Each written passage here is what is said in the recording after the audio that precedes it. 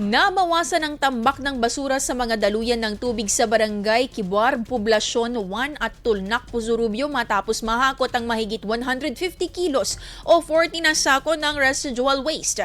Ayon sa Menro, ang mga basura ay maaaring magdulot ng pagbabara sa daluyan ng tubig na umaagos sa Angalakan at Aloragat River kapag hindi nahakot.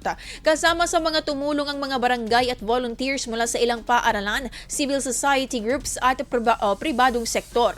Bukod dito, nagsagawa rin ng communication, education and public awareness campaign ng Menro sa Tulnak Elementary School.